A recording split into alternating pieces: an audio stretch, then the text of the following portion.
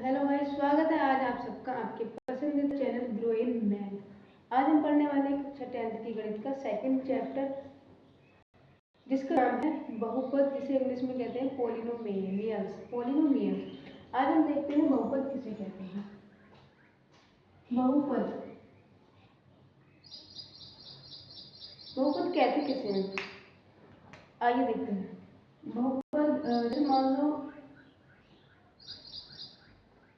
चर और अचर को हम बचपन से पढ़ते ही चले आ रहे हैं।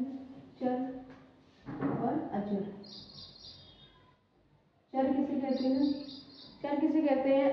जैसे कि x y z dot dot dot dot अनंत तक चले जाते हैं, उन्हें हम चर कहते हैं। अचर एक एक एक दो तीन डॉट डॉट डॉट डॉट अनंत तक चले जाते हैं। चर एक्स वाई जेड और अचर एक दो तीन डॉट डॉट अनंत तक चले जाते हैं। तो बहुपद किसे कहते हैं? चर और अचर। इसकी परिभाषा होगी चर और अचर के संयोग को बहुपद कहते हैं। जैसे चर x y z dot dot dot dot अचर एक दो तीन चार पाँच छः सात। चर जैसे हमने परिभाषा तो लिख ली, चर और अचर के संयोग को बहुपद कहते हैं। अब चर और अचर, मान लो ये है 3x + 2, मान लो चर लेना दूसरा ले लो 3x + 2। ये क्या है? ये एक चर है और ये एक अचर है, और ये चर है, ये अचर है, ये चर है और ये अचर है। चर किसे कहते? और ये चर का गुणांक है, मतलब x का गुणांक।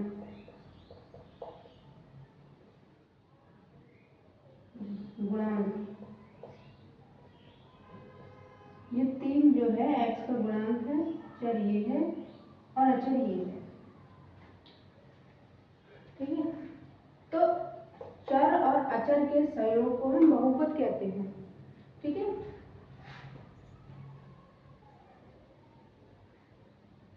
अब बात करते हैं कि इन्हें चर ही क्यों बोलते हैं। चर जैसे कि मान लो ये x है, ये x है, x की जगह पे अगर हम चाहें एक रख सकते हैं, दो रख सकते हैं, तीन रख सकते हैं, -5 रख सकते हैं, कोई भी संख्या x की जगह पे हम रख सकते हैं। लेकिन अचर जो होता है, मान लो अचर 5, इसकी जगह पे हम कोई और संख्या नहीं रख सकते हैं। मतलब मान लो इसको हम 6 बोल सकते हैं, -6, 5 को -6 नहीं बोल सकते हैं, 3 को 5 नहीं बोल सकते हैं, 5 को 3 नहीं बोल सकते हैं। तो इसी प्रकार से, इसीलिए इसको चर बोलते हैं, इसको अचर बोलते हैं। ठीक, अब बात करते हैं रैखिक बहुपद। रैखिक बहुपद किसे कहते हैं? रैखिक बहुपद, रैखिक बहुपद और द्विघात बहुपद। द्विघात बहुपद,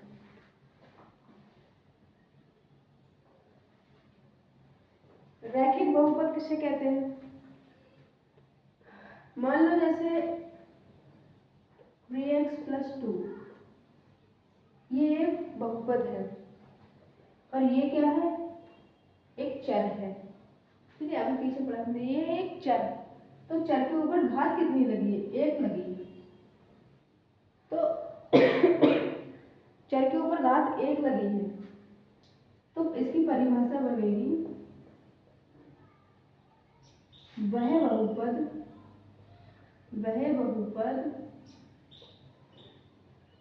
जिसमें चर की अधिकतम घात, चर की अधिकतम घात कितनी हो, 1 हो, तो उसे क्या कहते हैं, रैखिक बहुपद कहते हैं। रैखिक बहुपद जैसे 3x + 2x, इसमें घात कितनी है, 1 है, तो इसको हम क्या बोलेंगे, रैखिक बहुपद। वह बहुपद जिसमें चर की अधिकतम घात कितनी हो, 1 हो, उसे हम रैखिक बहुपद बोलते हैं। ठीक है, इसे रैखिक बहुपद बोलते हैं। अब रैखिक बहुपद में इसका मानक रूप क्या होता है, मानक रूप, रैखिक बहुपद का मानक रूप होता है ax + b, ax + b। अब x क्या है, एक चर है, ठीक है, ये क्या है, अचर है, b एक अचर है, और a क्या है, x का गुणांक, चर का गुणांक।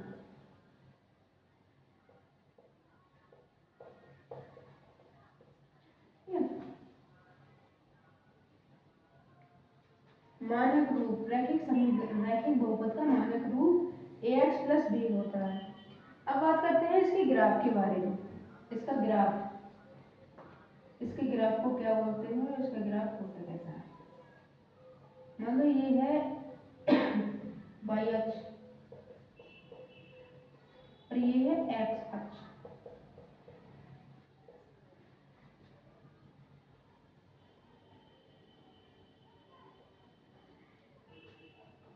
रैखिक बहुपद में एक सरल रेखा x अक्ष को और y अक्ष को एक एक बिंदु पर काटती है, तो इसको हम क्या बोलते हैं, सरल रेखा बोल सकते हैं इसको, सरल रेखा। ठीक है, रैखिक बहुपद किसे कहते हैं, वह बहुपद जिसमें चर की घात अधिकतम 1 हो, उसे हम रैखिक बहुपद बोलते हैं। और इसका मानक रूप होता है ax + b, इसका मानक रूप ये होता है, इसका ग्राफ होता है ये। ठीक है, अब बात करते हैं द्विघात बहुपद की। द्विघात बहुपद किसे कहते हैं,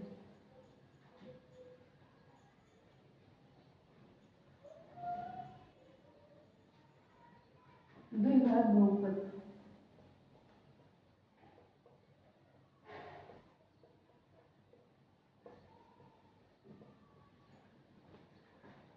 द्विघात बहुपद, द्विघात बहुपद किसे कहते हैं, इसका मानक रूप होता है, पहले देख लेते हैं इसको द्विघात बहुपद कैसे कहते हैं। जैसे कि x² + 3, ये एक बहुपद है और इसको द्विघात बहुपद बोलते हैं। क्यों, क्योंकि ये है एक चर और चर के ऊपर घात कितनी लगी है, 2, इसके ऊपर 2 घात लगी है, और ये है एक अचर।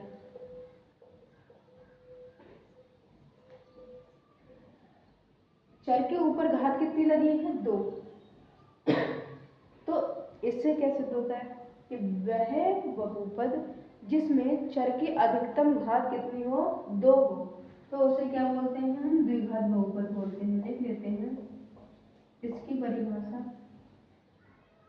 वह बहुपद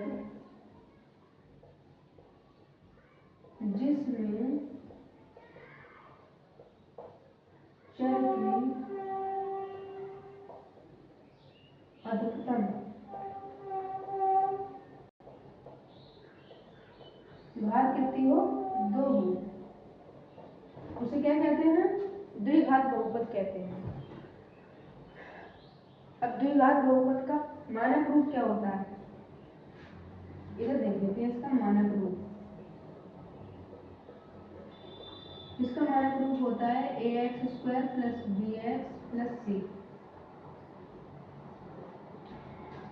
x क्या है, एक चर है, और ये भी एक चर है, और c क्या है, एक अचर है।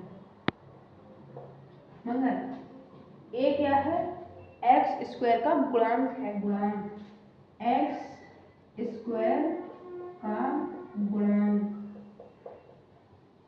कौन है, a। अब x का गुणांक कौन है, b। अचर पद क्या है, c। अचर पद क्या है, c। द्विघात बहुपद कहते हैं किसे, वह बहुपद जिसमें चर की अधिकतम घात कितनी हो, 2 हो, उसे हम क्या कहते हैं, द्विघात बहुपद कहते हैं। ठीक है। अब कोई बोलेगा 2x² प्लस 3x माइनस के 7, क्या ये एक द्विघात बहुपद है या नहीं। हाँ, ये दो घात बहुपद है, क्योंकि यहाँ क्या कह रहा है, अधिकतम कितनी होनी चाहिए, 2 होनी चाहिए। तो अधिकतम 2 होनी चाहिए, यहाँ एक है उससे हमें कोई लेना देना नहीं है, लेकिन यहाँ पर 2 होनी चाहिए। ठीक है। अब अगर यहाँ 2 नहीं होती तो कौन सी होती है, तो ये हो जाती है रैखिक बहुपद। यहाँ 2 है इसीलिए इसकी घात 2 है, इसलिए द्विघात बहुपद है। अब इसका ग्राफ बनाइए। इसका जो ग्राफ होता है वो इस टाइप का होता है, ये होता है y अक्ष और ये होता है x अक्ष। इस प्रकार का होता है, इधर भी हो सकता है, इधर भी हो सकता है, इधर भी हो सकता है, इधर भी हो सकता है, कहीं भी हो सकता है, लेकिन इसी टाइप का होगा। तो इसको क्या बोलते हैं, परवलय आकार, परवलयाकार, इसको बोलते हैं परवलयाकार ग्राफ। ठीक है। द्विघात बहुपद जिसकी घात 2 हो, वह बहुपद जिसमें चर की अधिकतम घात 2 हो, उसे द्विघात बहुपद कहते हैं। और इसका मानक रूप भी हमने देख लिया, ax² plus bx plus c, इसका ये मानक रूप है, और इसका ग्राफ होता है ये। अब बात करते हैं इससे रिलेटेड सवालों की। एक इम्पोर्टेंट नोटिस है, नोट से उसको देख लेते हैं, उसके बाद देखते हैं। अब देखते हैं कि शून्यक किसे कहते हैं। शून्यक क्या है, शून्यक क्या है, तो शून्यक जैसे x माइनस 5, तो x की जगह हम ऐसी कौन सी संख्या रखें जिसे माइनस करने पर 0 आए, कौन सी संख्या रखें बताओ। तो x की जगह हम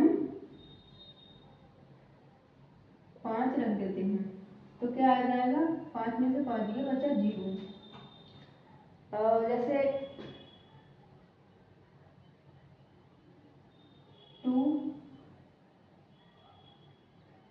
2x माइनस का 2/5 ये है। तो हम x की जगह ऐसी कौन सी संख्या रखें जिसे घटाने पर 0 आ जाए। तो देखो x की जगह हम 2 गुणा 5 रखेंगे, माइनस के 2/5, 5 से 5 कैंसिल, 2 माइनस 2 आया 0। तो इससे क्या प्रूव होता है कि किसी बहुपद में, इसकी परिभाषा लिख लेना, कि किसी बहुपद में किसी बहुपद में शून्य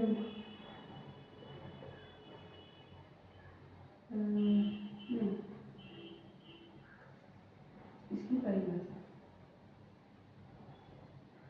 तो शून्य किसे कहते हैं?